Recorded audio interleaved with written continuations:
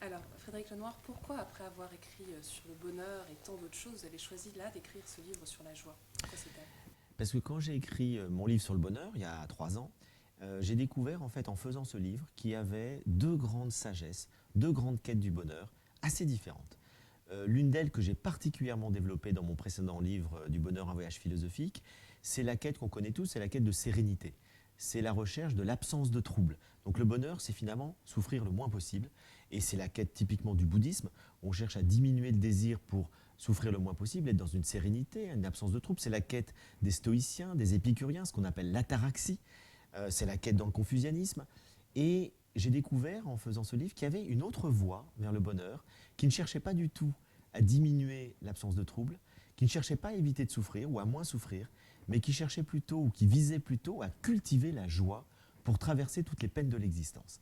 Et donc il ne s'agit pas de diminuer le désir, il s'agit de le vivre pleinement, d'être dans son affectivité, dans des liens, dans des attachements, mais en même temps d'essayer de dépasser toutes les souffrances qui sont liées au deuil, aux peines de la vie, aux difficultés de la vie, liées notamment aux relations, parce qu'on cultive cette force extraordinaire, cette énergie qui est la joie. Et donc j'ai eu envie de faire un livre que sur cette sagesse-là, parce que c'est finalement celle qui me parle le plus. Mhm.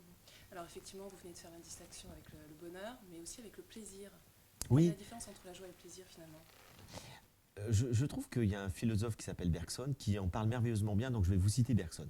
Bergson nous dit le plaisir, c'est une ruse que la nature a inventée pour la survie de l'espèce. Autrement dit, si on n'avait pas de plaisir à boire ou à manger, on oublierait de boire et de manger et on mourrait. Si on n'a pas de plaisir à faire l'amour, on ne se reproduirait pas. Tous les plaisirs à la base, c'est la satisfaction de besoins fondamentaux pour la survie. La joie, nous dit Bergson, ce n'est pas lié à la survie, c'est lié à l'accomplissement de la vie.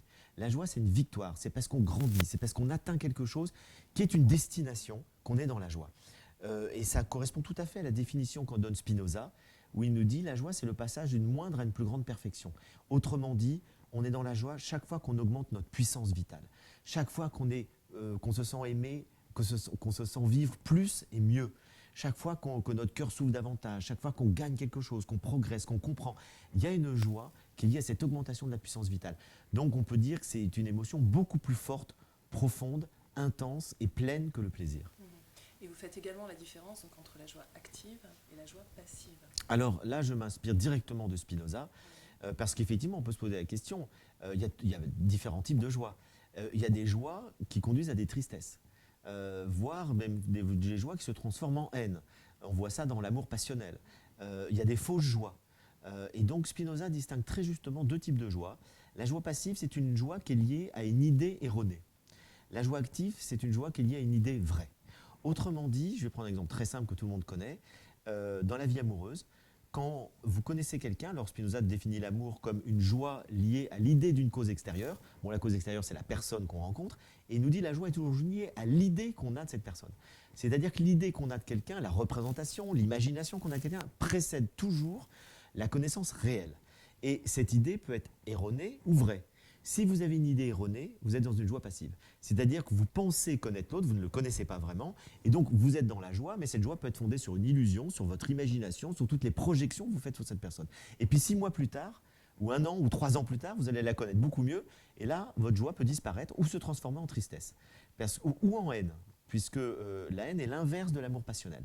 Et donc finalement, la joie passive, nous en connaissons tous, c'est lorsque la joie est fondée sur une méconnaissance, sur une idée fausse, sur quelque chose d'imaginatif. Ça se transforme tôt ou tard en tristesse. Alors que la joie active, qui est fondée sur une idée vraie, sur une vraie connaissance, eh ben, elle dure. Elle est profonde, elle dure, ce qui fait que l'amour, lorsqu'il est vrai, lorsqu'il est fondé sur une connaissance de l'autre et pas sur une illusion, il ne s'arrête jamais. C'est-à-dire qu'il peut se transformer, il peut muter, on peut se séparer de quelqu'un parce qu'on n'a plus le même projet de vie, mais on aimera toujours cette personne, puisque cet amour est vrai et qui n'était pas fondé sur une illusion, et donc après sur une désillusion qui va créer de la tristesse ou de la haine. Spinoza, vous faites également appel aux sages orientaux.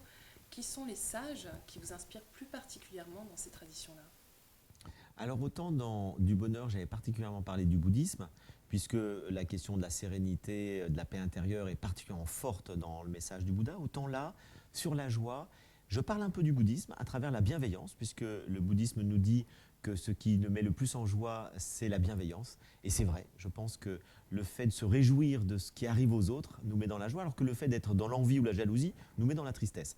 Mais je pense qu'il y a un message philosophique qui est beaucoup plus directement connecté à la joie, c'est celui du taoïsme.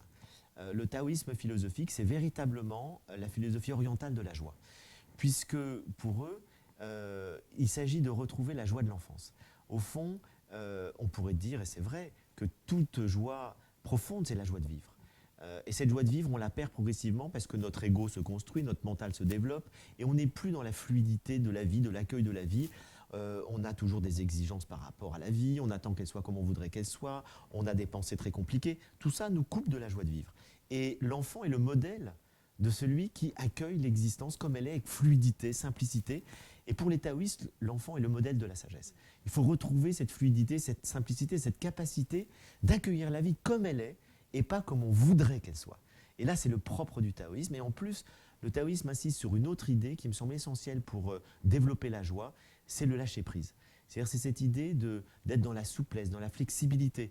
Il m'arrive quelque chose, et ben, il vaut mieux être comme le roseau qui plie que comme le chêne bien enraciné et qui peut être très ébranlé par finalement toutes les déconvenues ou les épreuves de l'existence. Alors que si on est souple, si on est flexible, on s'adaptera toujours au mouvement imprévisible de la vie. Et du coup, la joie vient de là, de cette adaptabilité. On ne cherche plus à contrôler sa vie, on l'accepte comme elle est lorsqu'on ne peut pas changer les choses. Alors il y a une autre étape essentielle dont vous parlez dans votre livre, c'est devenir soi. Alors de quoi s'agit-il plus précisément et pourquoi est-ce que c'est aussi important? Parce que je suis convaincu qu'une des choses qui nous met le plus dans la joie, c'est d'être soi-même. Et être soi-même, ça veut dire simplement déjà de vivre selon sa nature. Bien souvent, on a une sensibilité, une nature qui nous est propre, mais on vit un peu à côté parce qu'on a été parasité par des idées, par des croyances, par des injonctions, très souvent dans la petite enfance. Je donne l'exemple le plus classique, c'est on a un tempérament artistique et puis on est devenu banquier parce que papa était banquier, ou on n'a pas d'estime de soi parce qu'on nous a toujours dit qu'on valait rien, ou on avait envie de mener tel type d'activité, tel type de vie, puis on n'a pas osé le faire. Donc déjà, faire ce qui est bon pour nous, ce que notre sensibilité personnelle, notre tempérament nous pousse à faire. Être soi-même, c'est déjà ça. Et en même temps, je vais plus loin dans le livre, en disant être soi-même, c'est pas simplement égoïstement vivre ce qu'on a envie de vivre. Je pense qu'à un autre niveau supérieur, c'est être dans le soi, au sens, avec un S majuscule, au sens où les hindous l'entendent, ou Jung l'entend, c'est-à-dire dans un processus d'individuation où non seulement on est soi-même, mais aussi on dépasse son petit ego. C'est-à-dire qu'on n'est pas simplement dans notre petit moi étriqué, on est dans la profondeur de notre esprit, dans la profondeur de notre être, et plus on est dans je dirais, cet espace intérieur profond, plus on est relié aux autres. C'est-à-dire qu'en fait, on dépasse notre petit ego, notre petit moi égoïste, parce qu'on est reconnecté ou connecté à quelque chose de radical en nous qui nous permet de dépasser l'ego et du coup d'être encore mieux relié aux autres, d'être dans l'altruisme, d'être dans l'empathie, d'être dans la compassion, d'être dans le don. Et c'est ça qui donne les plus grandes joies. Alors la notion de joie est également très présente dans les évangiles, vous l'évoquez dans votre livre. De quelle manière plus précisément? En fait, c'est très proche du taoïsme. C'est-à-dire, j'étais frappé de voir, quand j'ai lu les évangiles et puis quand j'ai connu le taoïsme, je me suis dit, mais c'est une pensée très proche. D'ailleurs, je disais que pour le taoïsme, l'enfant était le modèle du sage, pour Jésus aussi. Lorsqu'il y a des enfants qui jouent, qui rient autour de lui, les disciples veulent les écarter, ils sont très sérieux, les disciples. Et Jésus dit, laissez les petits-enfants, parce que le royaume de Dieu appartient à ceux qui leur ressemblent. Et le royaume de Dieu, c'est la joie. Et donc finalement, c'est ceux qui sont comme des petits-enfants, il faut redevenir comme des petits-enfants pour accéder au royaume de Dieu. C'est ça que dit l'Évangile. Et Jésus parle très souvent, il ne parle pas du bonheur, il parle de la joie dans l'Évangile. Et il vous annonce à ses disciples qu'ils vont aller vers une joie parfaite. Et donc finalement, je crois que ce qui est au cœur de l'Évangile, c'est effectivement cette joie qui est associée aussi à la joie de vivre, à la joie des petits-enfants, et qui est annoncée dans sa plénitude lorsque on rencontre Dieu et qu'on est dans l'amour de Dieu. Amour et joie sont totalement liés dans les évangiles. Et puis il y a un autre lien très fort avec Spinoza, donc, que j'explique, c'est que Jésus, comme Spinoza, est le maître du désir. Je disais que les philosophes de la joie ne cherchent pas à diminuer le désir pour être heureux, ils cherchent au contraire à vivre pleinement le désir, mais à le réorienter vers des personnes ou des choses qui nous font grandir. Alors que la tristesse vient du fait que notre désir est orienté vers des personnes ou vers des choses qui nous diminuent. Donc on est à l'inverse d'une moralisation. Et Jésus, dans l'Évangile, contrairement bien souvent à ce qui s'est passé dans l'histoire du christianisme, n'est jamais dans une moralisation. Il cherche simplement à réorienter le cœur de ceux qui sont pécheurs, entre guillemets, parce qu'ils sont malheureux. Il veut les rendre heureux, il veut les mettre dans la joie. Et pour les faire passer de la tristesse à la joie, il les aide à réorienter leurs désirs. Et c'est ainsi que leur affectivité s'oriente mieux. D'ailleurs, ce qui est très intéressant, c'est que le terme péché en hébreu, ça veut dire se tromper de cible, manquer la cible. Et donc, ils réorientent leurs désirs vers une bonne cible qui leur permettra d'être dans la joie. Alors, Frédéric Lenard, j'ai l'impression qu'il s'agit de votre livre le plus intime. Est-ce que je me trompe? Alors, c'est vrai que dans ce livre, je parle d'expérience personnelle. Parce que ça m'apparaissait très difficile de parler d'une émotion, comme la joie, qui a fait appel à la sensibilité en restant dans l'abstraction. Donc j'ai eu envie de donner des exemples tirés de ma vie, de mon expérience.